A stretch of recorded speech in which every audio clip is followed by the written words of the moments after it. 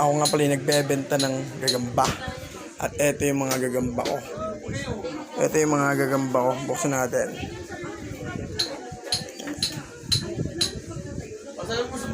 Marami yan. Puno yan. Yan o. Gagamba. Gagamba. Sa mga interesado, punta lang kay iBlocks para bumili. At syempre, gumagawa na rin ako ng kulungan. Bahay ng gagamba. For sideline. And syempre, gumagawa din ako ng paleta. 20 pesos lang yan, paleta. Paleta ng gagamba, 20. At yung gagambang bahay ng gagamba, depende sa presyo, sa ganda. Sa quality naman. Yan o, nabasag na yun. Mga gagamba yan, mga par.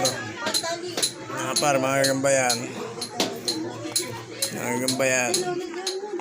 Mga loaded nating mga gagamba. Yan o. Shit natin mga gagamba natin, par. Magaganda yan.